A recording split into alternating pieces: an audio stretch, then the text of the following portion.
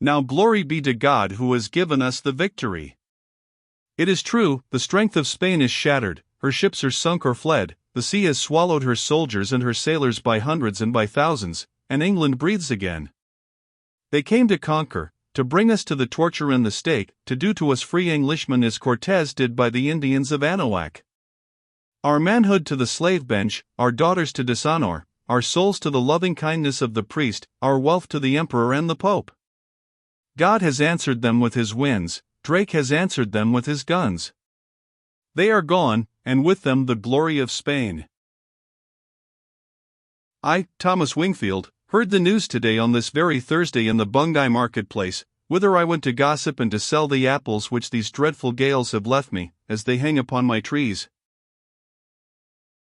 Before there had been rumors of this and of that, but here in Bungay was a man named Young, of the Youngs of Yarmouth, who had served in one of the Yarmouth ships in the fight at Gravelines, and sailed north after the Spaniards till they were lost in the Scottish seas.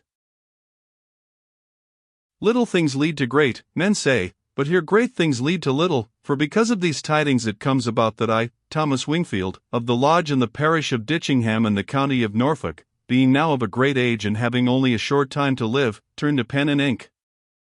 10 years ago, namely, in the year 1578, it pleased Her Majesty, our gracious Queen Elizabeth, who at that date visited this county, that I should be brought before her at Norwich.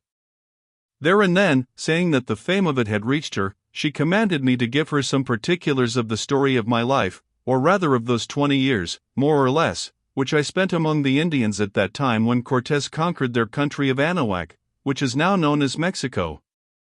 But almost before I could begin my tale, it was time for her to start for Casi to hunt the deer, and she said it was her wish that I should write the story down that she might read it, and moreover that if it were but half as wonderful as it promised to be, I should end my days as Sir Thomas Wingfield.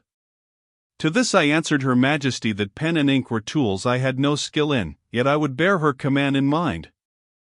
Then I made bold to give her a great emerald that once had hung upon the breast of Montezuma's daughter, and of many a princess before her, and at the sight of it her eyes glistened brightly as the gem, for this queen of ours loves such costly playthings. Indeed, had I so desired, I think that I might then and there have struck a bargain, and set the stone against a title, but I, who for many years had been the prince of a great tribe, had no wish to be a knight. So I kissed the royal hand, and so tightly did it grip the gem within that the knuckle joints shone white, and I went my ways, coming back home to this my house by the Wavani on that same day. Now the Queen's wish that I should set down the story of my life remained in my mind, and for long I have desired to do it before life and story end together. The labor, indeed, is great to one unused to such tasks, but why should I fear labor who am so near to the holiday of death? I have seen things that no other Englishman has seen, which are worthy to be recorded. My life has been most strange, many a time it has pleased God to preserve it when all seemed lost, and this perchance he has done that the lesson of it might become known to others. For there is a lesson in it and in the things that I have seen, and it is that no wrong can ever bring about a right, that wrong will breed wrong at last, and be it in man or people, will fall upon the brain that thought it and the hand that wrought it. Look now at the fate of Cortez, that great man whom I have known clothed with power like a god. Nearly 40 years ago, so I have heard, he died poor and disgraced in Spain, he, the conqueror, yes, and I have learned also that his son Don Martin has been put to the torture in that city which the father won with so great cruelties for Spain. Malinche, she whom the Spaniards named Marina, the chief and best beloved of all the women of this same Cortez, foretold it to him in her anguish when after all that had been, after she had so many times preserved him and his soldiers to look upon the sun, at the last he deserted her, giving her in marriage to Don Juan Zaramillo. Look again at the fate of Marina herself. Because she loved this man Cortez, or Malinche, as the Indians named him after her, she brought evil on her native land, for without her aid Tenochtitlan, or Mexico, as they call it now, had never bowed beneath the yoke of Spain. Yes, she forgot her honor in her passion. And what was her reward? What right came to her of her wrongdoing? This was her reward at last, to be given away in marriage to another and a lesser man when her beauty waned, as a worn-out beast is sold to a poorer master. Consider also the fate of those great peoples of the land of Anahuac. They did evil that good might come. They sacrificed the lives of thousands to their false gods, that their wealth might increase, and peace and prosperity be theirs throughout the generations. And now the true God has answered them. For wealth he has given them desolation, for peace the sword of the Spaniard, for prosperity the rack and the torment and the day of slavery. For this it was that they did sacrifice, offering their own children on the altars of Huitzel and of Tezcat. And the Spaniards themselves, who in the name of mercy have wrought cruelties greater than any that were done by the benighted Aztecs, who in the name of Christ daily violate his law to the uttermost extreme, say, shall they prosper, shall their evil-doing bring them welfare? I am old and cannot live to see the question answered, though even now it is in the way of answering. Yet I know that their wickedness shall fall upon their own heads, and I seem to see them, the proudest of the peoples of the earth, bereft of fame and wealth and honor, a starveling remnant happy in nothing save their past. What Drake began at Gravelines God will finish in many another place in time, till at last Spain is of no more account and lies as low as the empire of Montezuma lies today. Thus it is in these great instances of which all the world may know, and thus it is even in the life of so humble a man as I, Thomas Wingfield. Heaven indeed has been merciful to me, giving me time to repent my sins, yet my sins have been visited on my head, on me who took his prerogative of vengeance from the hand of the Most High. It is just, and because it is so I wish to set out the matter of my life's history that others may learn from it. For many years this has been in my mind, as I have said, though to speak truth it was Her Majesty the Queen who first set the seed. But only on this day, when I have heard for certain of the fate of the Armada, does it begin to grow, and who can say if ever it will come to flower? For this tidings has stirred me strangely, bringing back my youth and the deeds of love and war and wild adventure which I have been mingled in, fighting for my own hand and for Guatemoc and the people of the Otomi against these same Spaniards, as they have not been brought back for many years. Indeed, it seems to me, and this is no rare thing with the aged, as though there in the far past my true life lay, and all the rest were nothing but a dream. From the window of the room wherein I write I can see the peaceful valley of the Wavani. Beyond its stream are the common lands golden with gorse, the ruined castle, and the red roofs of Bungay town gathered about the tower of St. Mary's Church. Yonder far away are the king's forests of Stowe and the fields of Flixton Abbey. To the right the steep bank is green with the Earsham oaks, to the left the vast marshlands spotted with cattle stretch on to Beccles and Lowestoft, while behind me my gardens and orchards rise in terraces up the turfy hill that in old days was known as the Earl's Vineyard.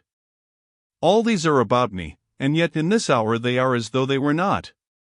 For the valley of the Wavani I see the vale of Tenochtitlan, for the slopes of Stowe the snowy shapes of the Vulcans Popo and Iztac, for the spire of Earsham and the towers of Ditchingham, of Bungay, and of Beccles, the soaring pyramids of sacrifice gleaming with the sacred fires, and for the cattle in the meadows the horsemen of Cortes sweeping to war.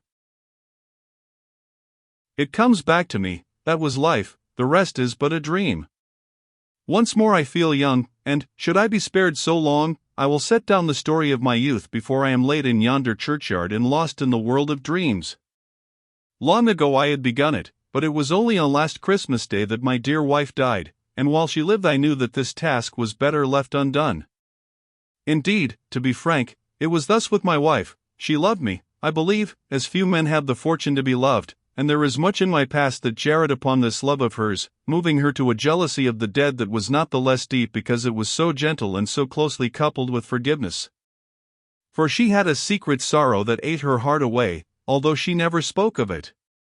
But one child was born to us, and this child died in infancy, nor for all her prayers did it please God to give her another, and indeed remembering the words of Otomi I did not expect that it would be so. Now she knew well that yonder across the seas I had children whom I loved by another wife, and though they were long dead, must always love unalterably, and this thought wrung her heart. That I had been the husband of another woman she could forgive, but that this woman should have borne me children whose memory was still so dear, she could not forget if she forgave it, she who was childless. Why it was so, being but a man, I cannot say, for who can know all the mystery of a loving woman's heart? But so it was. Once, indeed, we quarreled on the matter, it was our only quarrel. It chanced that when we had been married but 2 years, and our babe was some few days buried in the churchyard of this parish of Ditchingham, I dreamed a very vivid dream as I slept one night at my wife's side. I dreamed that my dead children, the 4 of them, for the tallest lad bore in his arms my firstborn, that infant who died in the great siege, came to me as they had often come when I ruled the people of the Otomi in the city of pines, and talked with me, giving me flowers and kissing my hands. I looked upon their strength and beauty, and was proud at heart, and, in my dream, it seemed as though some great sorrow had been lifted from my mind, as though these dear ones had been lost and now were found again. Ah! What misery is there like to this misery of dreams, that can thus give us back our dead in mockery, and then departing, leave us with a keener woe? Well, I dreamed on, talking with my children in my sleep and naming them by their beloved names, till at length I woke to look on emptiness, and knowing all my sorrow I sobbed aloud. Now it was early morning, and the light of the August sun streamed through the window, but I, deeming that my wife slept, still lay in the shadow of my dream as it were, and groaned, murmuring the names of those whom I might never see again. It chanced, however, that she was awake, and had overheard those words which I spoke with the dead, while I was yet asleep and after, and though some of this talk was in the tongue of the Otomi, the most was English, and knowing the names of my children she guessed the purport of it all. Suddenly she sprang from the bed and stood over me, and there was such anger in her eyes as I had never seen before nor have seen since, nor did it last long then, for presently indeed it was quenched in tears. "What is it, wife?" I asked, astonished. "It is hard," she answered, "that I must bear to listen to such talk from your lips, husband.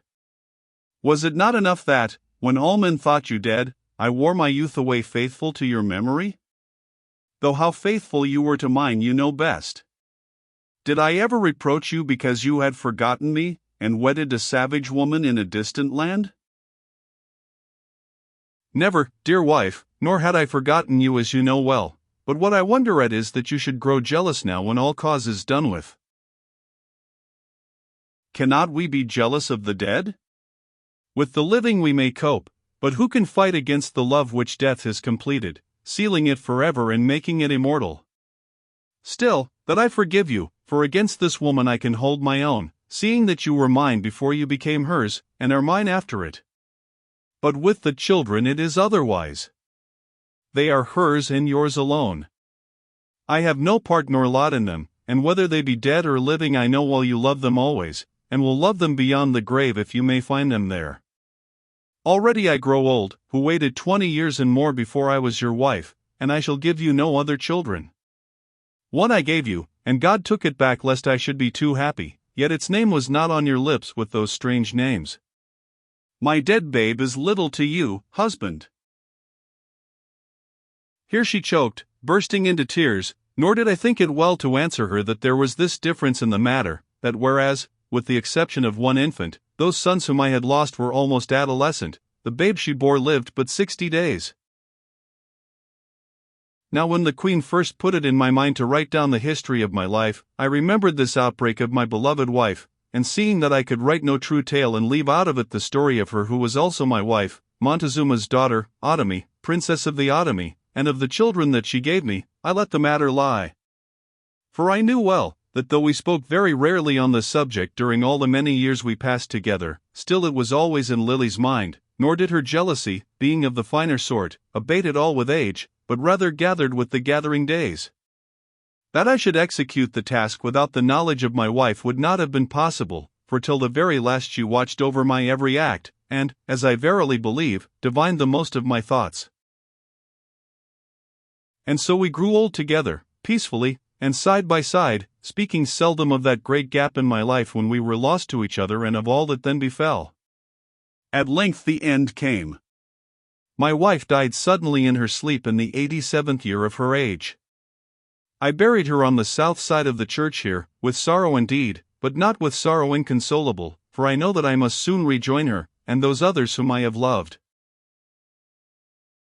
There in that wide heaven are my mother and my sister and my sons. There are great Guatemoc my friend, last of the emperors, and many other companions in war who have preceded me to peace. There, too, though she doubted of it, is Otomi the beautiful and proud.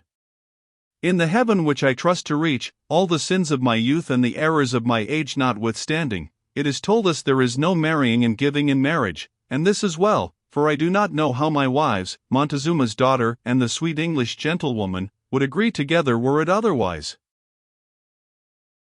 And now to my task.